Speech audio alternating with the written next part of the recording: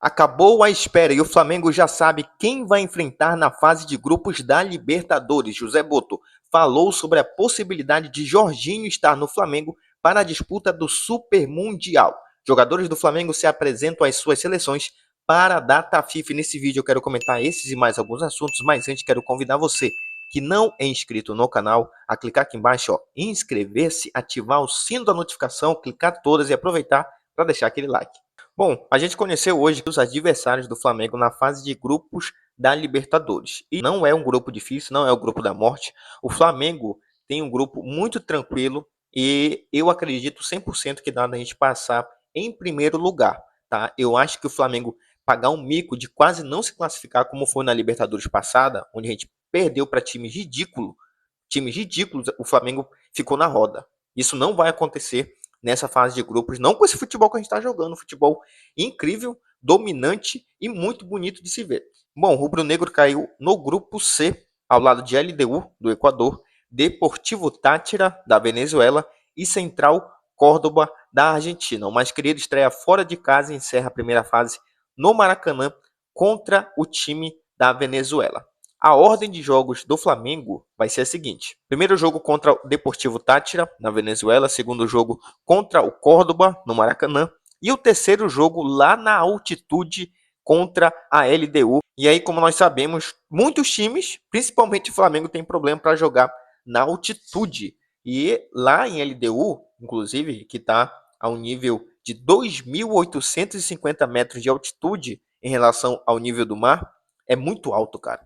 O Flamengo, ele, na última vez que jogou contra a LDU, na casa da LDU, ele venceu por 3-2. Esse jogo foi lá em 2021 e o Flamengo saiu vitorioso jogando na altitude.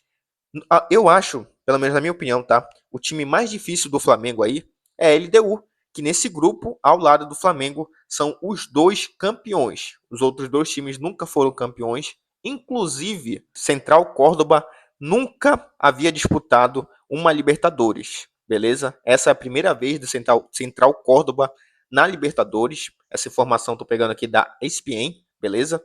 Então tá estreando o Central Córdoba na Libertadores, é um time argentino que se classificou, isso é muito interessante a gente pensar, ele se classificou sendo campeão da Copa da Argentina. O Deportivo Táchira, a melhor campanha dele foi quartas de final em 2004. Ano passado ele foi eliminado, inclusive, na fase de grupos.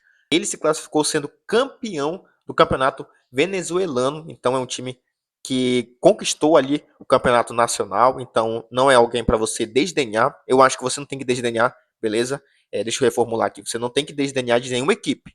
Tá? A gente pode olhar, como eu falei, não vou cantar a vitória antes do tempo, de dizer, um grupo fácil, porque vamos amassar todo mundo. Não, isso aí é loucura. Mas, pelo que nós estamos vendo, é um grupo que não é difícil para o Flamengo. E a gente tem chances, sim, de classificar em primeiro lugar. O único time difícil aqui, pelo menos na minha visão, é a LDU. Beleza? A LDU, inclusive, se classificou também, sendo campeão do campeonato equatoriano. Foi campeão em 2008 em cima do Fluminense. O Fluminense deu um vexame de perder o seu jogo em casa, né? O LDU venceu ali o Fluminense nos pênaltis. Bom, mudando de assunto, vamos falar agora do José Boto, que deu uma entrevista aí exclusiva para o jornalista Vene Casagrande, lá para o canal do Vene no YouTube. Claro que o Vene Casagrande ia aproveitar e fazer algumas perguntas que o torcedor flamenguista se faz, desde que saiu a ideia, a notícia, a informação de que o Flamengo estaria interessado em Jorginho do Arsenal.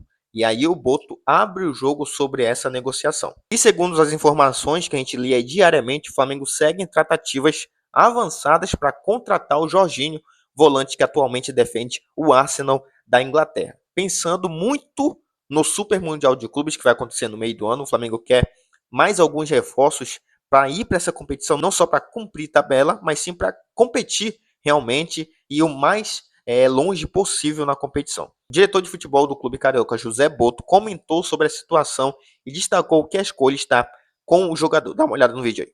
Essa é uma pergunta que devia ser mais feita ao Jorginho do que a mim. Porque neste momento a bola está do lado do Jorginho. E ele normalmente trata bem a bola e espero que a trate bem e no sentido melhor para ele e para nós, que é vir para o Flamengo. Mas, dando tudo certo, ele joga o Super Mundial, ele vai estar disponível no Super Mundial, essa é a ideia? Se der tudo certo, sim, até porque. Tomara que o Jorginho venha, realmente é um jogador que ia somar muito dentro do clube, mas eu acho que o Flamengo não vai fazer nenhuma loucura financeira de querer dar 4, 5 milhões de reais para um jogador veterano, porque o Jorginho não é mais um jovem jogador, ele é um jogador veterano, mesmo com toda a fama dele, conquistas, eu acho que o Flamengo não vai fazer essa loucura. Bom, mudando de assunto e para encerrar o vídeo, falar dos jogadores do Flamengo que se apresentaram às seleções para a data FIFA. Hoje, o time que enfrentou o Fluminense ontem na final do Campeonato Carioca receberam folga. Arrascaeta, De La Cruz e Varela se apresentaram para os jogos na data FIFA para a seleção do Uruguai e assim como os jogadores que se apresentaram à seleção brasileira, do Flamengo, eles não vão ter essa folga, beleza? Jogadores do Flamengo que se apresentaram à seleção brasileira.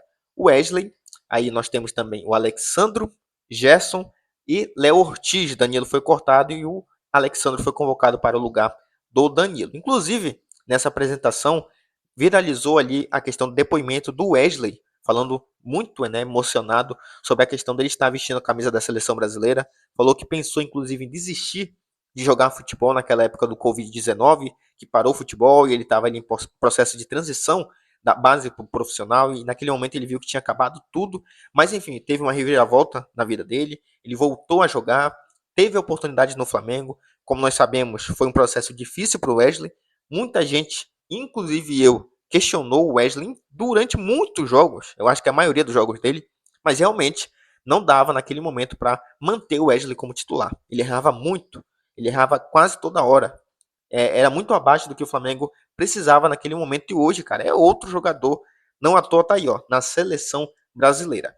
Bom, pessoal, o vídeo de hoje foi esse. Eu agradeço você que clicou e ficou até o final. Eu te convido de novo, se não é inscrito, clica aqui mais, se inscrever, se ativa o sino da notificação e deixa aquele like. Valeu, nação. Até a próxima.